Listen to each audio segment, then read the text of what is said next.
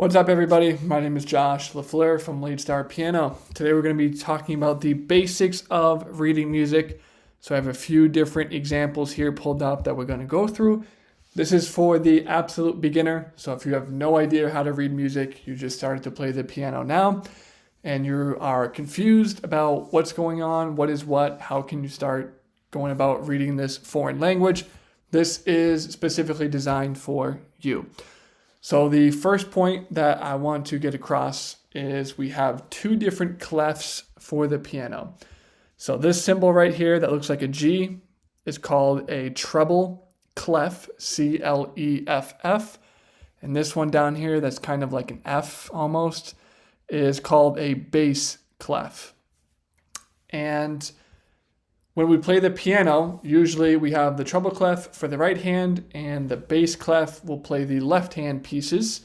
This can change, but if you're brand new to piano and you're playing easier music, then almost every time treble clef will be your right hand up here and your left hand will be playing these notes in the bass clef. When they are connected like this, so when you're supposed to play both measures at the same time, like in this example, you would play both of these at the same time. When that is the case, it's called a grand staff. A grand staff just means you have the treble clef and the bass clef connected, and they're one and the same. And that's what this brace is for on the left-hand side. So this is called the brace in music, this little squiggly line, and the brace determines that both measures need to be played at the same time, okay? So if this brace wasn't here, then it would be that these are separate. So you don't necessarily have to play them together. They're not connected, but because we have this brace here, then they are connected and we need to play them at the same time. So to get back to this example, we have two different clefs. You might be wondering, why is that? We have two different clefs because the range of notes that the piano can play is so wide, right? You can play notes way down here in this range or way down here, and you can also play notes, that are way up here. So a full-size piano has 88 keys, right? 88 keys, and it has 8 different octaves. So that's a lot of octaves, that's a lot of keys.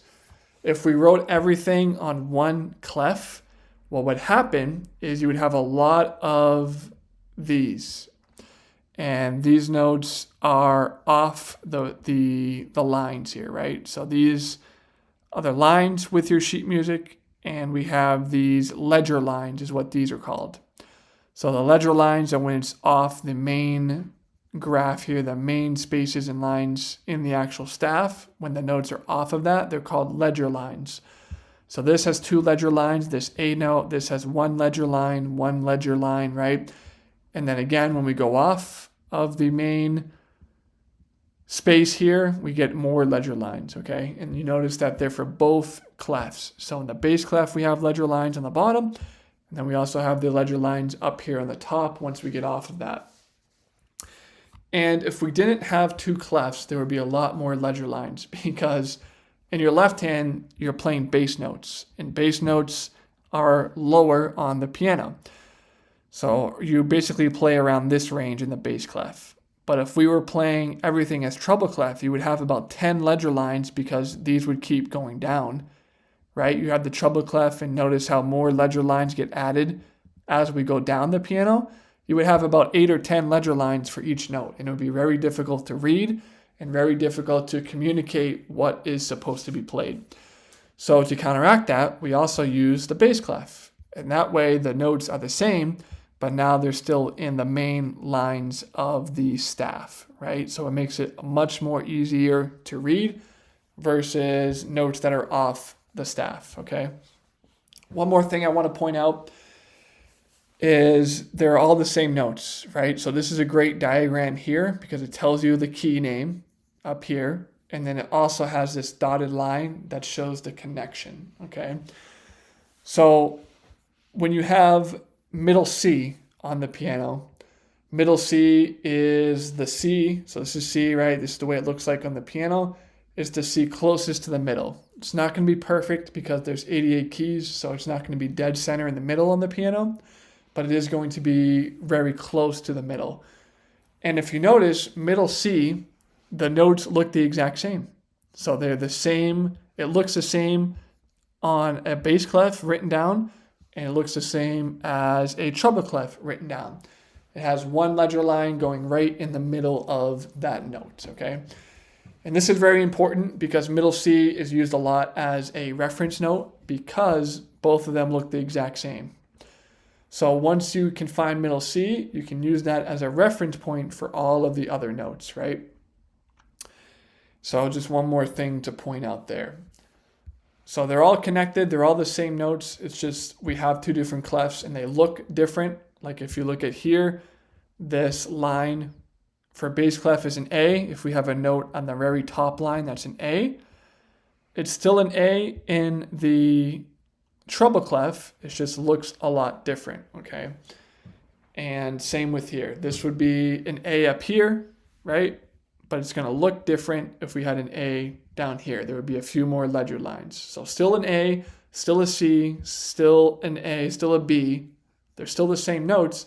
They just look a little bit different based on what clef you're using, okay?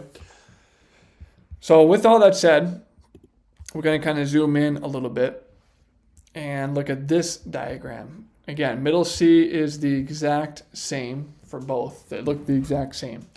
But we can also use memorization mnemonics to help us remember the notes. So just looking at treble clef, right? Treble clef looks like the G. We know middle C is down here. We know it has the one ledger line through it. And we can use that to find all the other notes. So one note up would be a D. Another note up is an E, F, G, right? It just keeps going. It goes from A through G, and then it restarts, okay? Or this would be C to C, and then D, E, F, G, A, B, and then we're back to C. So not many letters you have to worry about, just A through G. And what we can use as a mnemonic for this, for the treble clef spaces, we can use FACE, F-A-C-E. So if you notice in the treble clef, all the spaces, we have F, then the next space up, we have an A, next space up is a C, next space up is an E. So already we know all of the notes within the spaces for treble clef if you can just remember FACE, F, A, C, and E. Now we can also learn all of the notes on the lines of the treble clef staff. So if we start at the bottom line, we have an E, then a G, then a B, then a D, and then an F, okay? So there's a lot of mnemonics that you can use for those letters, so you can use whatever works for you. I think the easiest and one of the most common that I used when I was learning this is every good boy deserves fudge. So that's the mnemonic for the lines on the treble clef. So we have E, which stands for every. Then we have good, the G, boy, deserves, fudge. So now we can name all of the notes on all the lines and all the spaces on a treble staff, on a treble clef, right? And again, once we know some notes, we can use that as a landmark. So let's say you know this is an F, every good boy deserves fudge. You know the next one up is a G. The next one up with the first ledger line is an A, right? And we know the first line down here is an E, and we can just go backwards. E, then we'd have D, and then the middle C. So you can pretty much find almost every note. You can find every note as long as you use the reference notes, and we have a reference point to start from. Now for the bass clef, we can also use mnemonics as well. So we'll start with the spaces again. We have the A, we have the C, we have the A, C. This one right here is your G, or the E, excuse me, and then we have the G up here, right? So those are all the spaces. We have A, E, A, C, E, G up top. So that would be all cows eat grass. The way they're doing this is kind of confusing, but all the spaces would be A would be right here in this space, then a C, then an E, and then up here in the last space would be G. So all cows for C, E would be eat grass. All cows eat grass. That's the mnemonic you can use for the spaces within the bass clef. And then for the lines, we'd have the G, then we have the B, then we have the D, F, and then the A would be up top, the last line. So starting here, we'd have George Bush drives fast always. So G would be for George, that's the first line. Bush is the second line. D is the middle line, which stands for drives. The second to top line would be the F, and then the top line would be an A for always. George Bush drives fast always for the lines, and all cows eat grass for the spaces within the treble clef. So now we know all the spaces and all the lines for the treble clef and the bass clef. Now we'll go to our example. Say we're trying to read just this first measure. We notice right off the bat we have the brace, which means it's a grand staff. We also have a treble clef, and we have the bass clef, okay? 4/4 just means that there's 4 quarter notes per measure. So this is a quarter note, and we have 4 of them, and we have that per measure. This would be a half note, this open note, which means that gets 2 beats. So it'll be 1, 2, 3, 4, 1, 2, 3, 4, 1, 2, 3, 4, 1, right? So with all that out the way, we know what is this note. If we can remember what middle C is, what that looks like, if we go back to this one, middle C just has the one ledger line within it. So we know one ledger line at the bottom like that is middle C. And if we know that's middle C, we can figure out what the rest is. We can go C, D, E, F, G. We can also think about the mnemonics, right?